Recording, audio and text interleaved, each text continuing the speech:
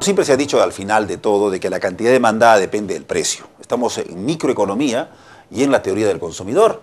Bueno, pero lo importante es saber cuáles son los determinantes de la demanda. En este capítulo es importantísimo saber por qué cuando yo voy al mercado compro un bien.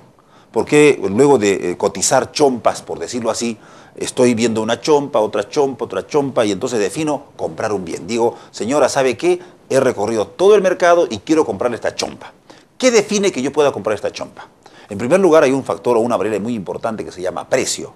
El precio es un elemento muy importante para poder comprar un bien. En una economía pobre como la nuestra, ¿no es cierto?, mucha gente define por el precio. En Europa, en Estados Unidos, en países asiáticos, la gente define por la calidad.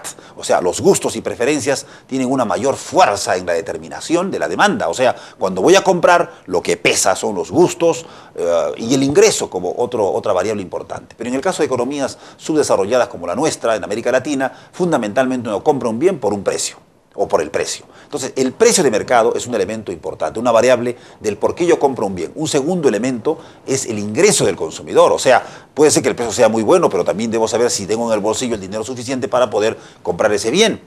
Otro asunto que define rapidísimamente es el precio de bienes relacionados.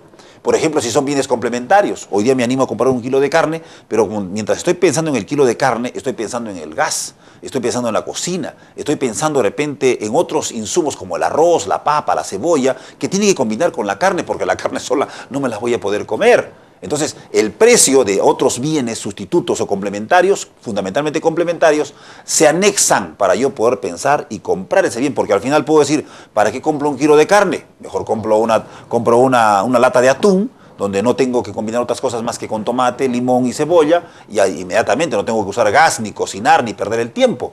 O sea, tomo decisiones en función a precio de bienes relacionados. Pero otra variable importante son los gustos. Los gustos y preferencias. Vaya uno a saber cuáles son los gustos y preferencias. Eso es infinito. No está en discusión. Pero evidentemente que tiene un peso específico cuando yo voy a comprar un bien. Y el otro tema que importa muchísimo son las expectativas. O sea, uno tiene referencias respecto, por ejemplo, a comprarse un libro. La expectativa es de que me vean que soy un intelectual, ¿no es cierto? O me compro, por ejemplo, una chompa fina de alpaca y mi expectativa de repente es que la gente vea que estoy usando una chompa fina adecuada para el tiempo. O sea, cuando yo compro un bien, hay varios elementos que están en la mente del consumidor. Precio, ingresos, precio de bienes sustitutos, gustos y expectativas. Esto es lo fundamental en esta parte que vamos a ver ahora. La cantidad demandada. Obviamente que la cantidad demandada es la cantidad de un bien que los compradores están dispuestos y son capaces de comprar. Esa es la cantidad demandada, siempre en cuando haya la disponibilidad de los ingresos y estén dispuestos y sean capaces de comprar. Cantidad demandada. La ley de la demanda sostiene que existe una relación inversa entre el precio y la cantidad demandada. Esa es la ley de la demanda, por eso cuando uno supone o entiende de que en algún país los precios suben, obviamente las cantidades demandadas van a disminuir. Es el consenso como respuesta. ¿Por qué? Porque viene de la ley de la demanda. En ese sentido, una tabla de la demanda, por ejemplo, muestra la relación entre el precio del bien y la cantidad demandada. Es la tabla de la demanda. Una tabla de la demanda, por ejemplo, precio y cantidad. Cuando el precio es 0, la cantidad es 12. Cuando el precio es 50, 0,50, la cantidad es 10. Cuando el precio es 1, la cantidad es 8. Cuando el precio es 1,50, la cantidad es 6. Cuando el precio es 2, la cantidad es 4. Cuando el precio es 2,50, la cantidad es 2.